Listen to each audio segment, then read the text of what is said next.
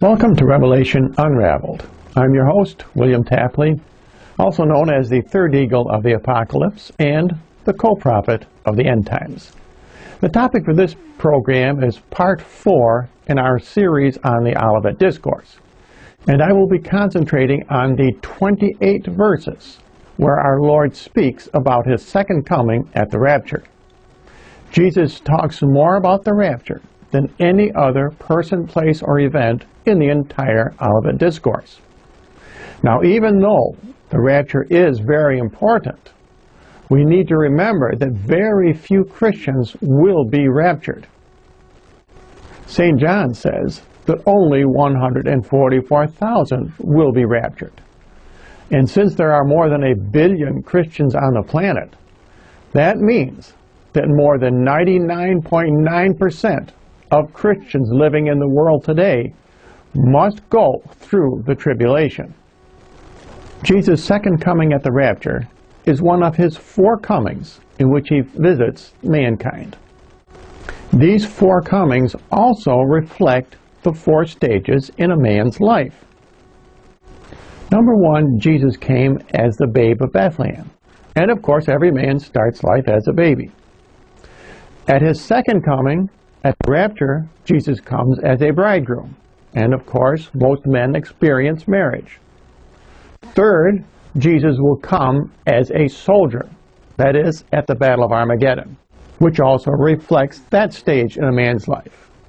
And lastly, his fourth coming, Jesus comes as a judge, that is, as an elder statesman. And thus he reflects all 4 stages in a man's life. Now let's look at the 8 times that our Lord refers to his second coming at the rapture in the Olivet Discourse. First, we will review the last 5 verses of the 15 victory verses, which we discovered in part number 3, are divided into a 5-5-5 sequence. These 5-5-5 verses symbolize Mary's rosary, which is Jesus' weapon to defeat the Antichrist in the end times.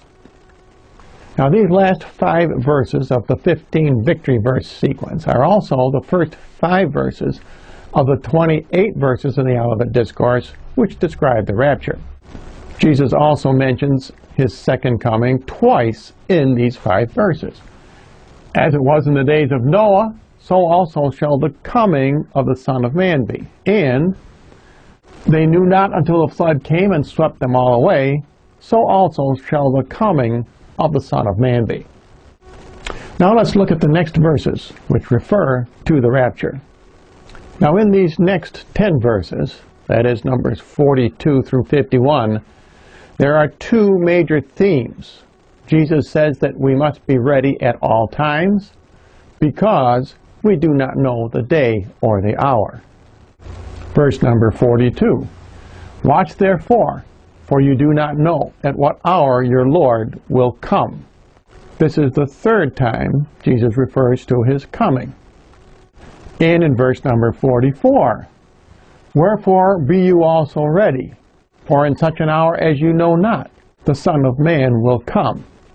That's the 4th time that he mentions his coming. In verse number 46, blessed is that servant who when the Lord comes shall find him so doing. That's the 5th time that our Lord mentions his coming. And our Lord continues in verse number 50. The Lord of that servant shall come in a day he does not expect, and in an hour he does not know.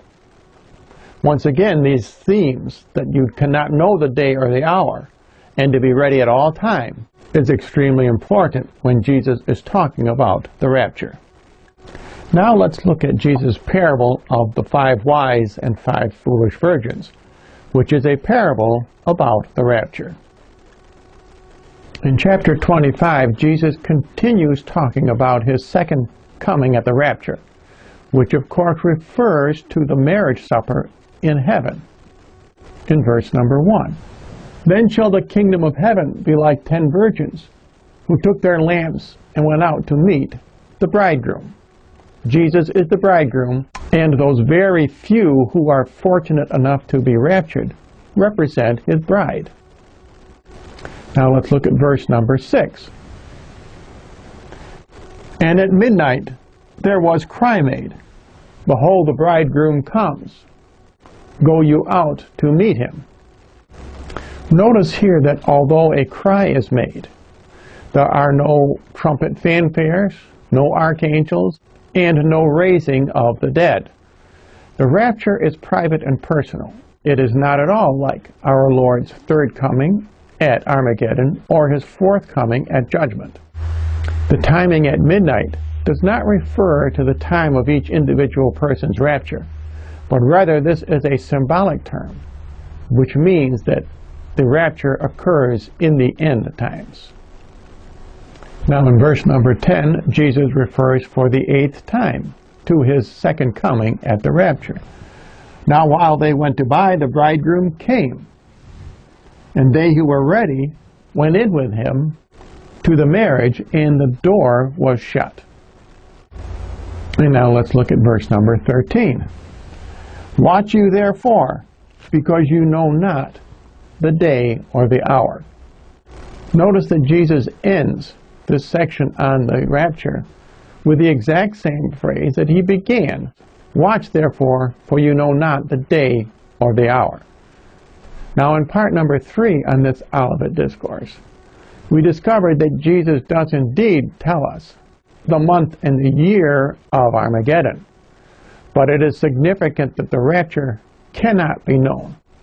All the pre-tribs, post-tribs, and mid-tribs are simply guessing. And they could all be right.